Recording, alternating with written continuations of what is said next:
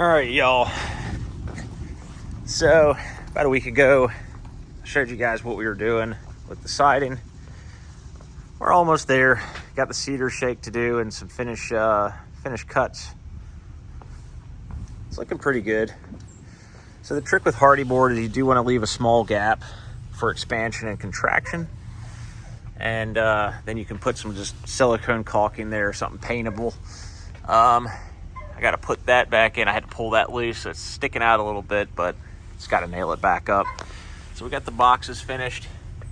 They look pretty good. I'm going to cut a hole through for the wire and the screws to hold the lights.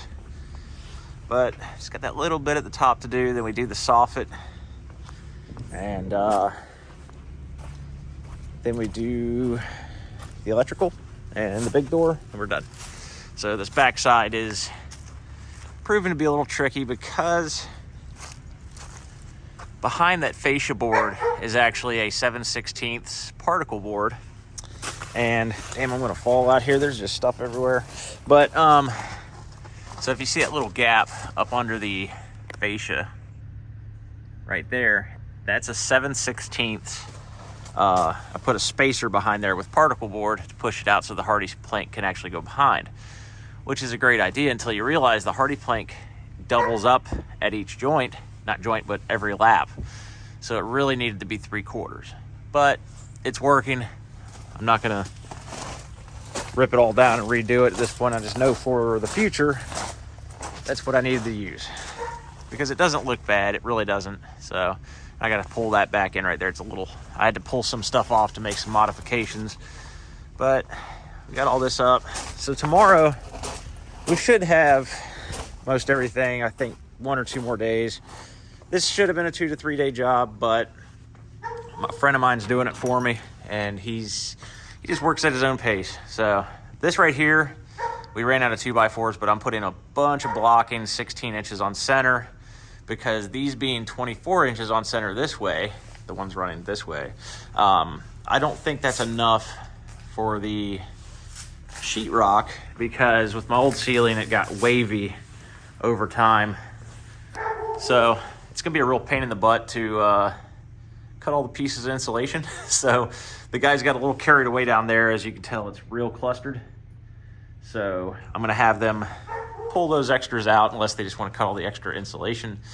But we ran out of wood, and I'm sure some of you guys know a lot more than I do about this stuff, but I've never built a garage before, so I'm just learning from my mistakes as I go.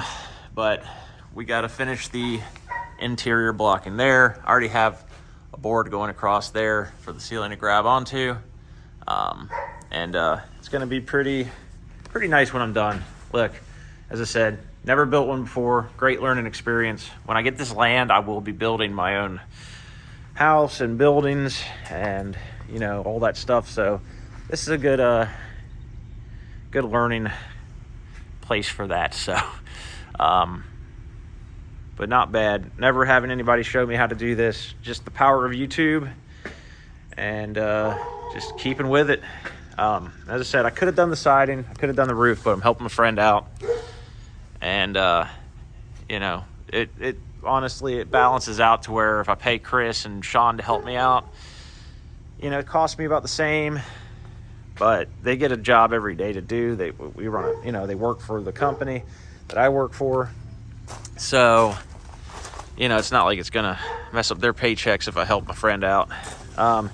Anyway, so as soon as we're done in the next couple days with the siding on the garage, we're going to move on to the siding on the house.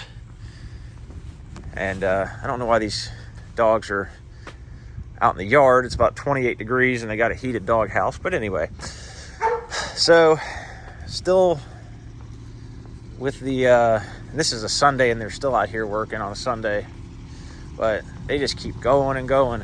Like they I don't know when they're going to stop digging out the road, but they certainly are making sure that we get a lot of new pavement out here eventually. So it was kind of cool, that little excavator. They used the big one to set it down in the hole yesterday. And they hit the water line few days ago. Look at this crazy gigantic I-beam. And all it's doing is holding this little plastic gas line up. But I guess overkill is the name of the game, so they don't have any accidents. But if you see that gray pipe, that's the water line. And the other day, if you see this new coupler right there, the other day, the gas company hit the water line, and so they had to redo that, which was just a nasty experience for us, but they never told us. So when I turned back on, like, you know, my sink or whatever, it clogged the faucet up immediately. And then, yeah, I had to take like the shower heads off and stuff, clean those out. Looked like mud pretty much running through the pipes. So when they disconnected it again by accident, I had the presence of mind to turn my garden hose on until they turn it back on and blew all the crud out that way, so I didn't have to go through that process again. Anyway, once the garage is done, I'm going to get back on the Project Dodge. It's getting a 4th gen front bumper. It's going to get a 2019 rear bumper with the step side on it. I've got the new fenders for the front. Then it's getting paint. I'm going to get rid of those running boards, put some nice step side like Nerf bars on there. And then we're going to get on to some performance upgrades. But I thought I'd check in. I hope you guys have a Merry Christmas. Like and subscribe. Thanks for watching.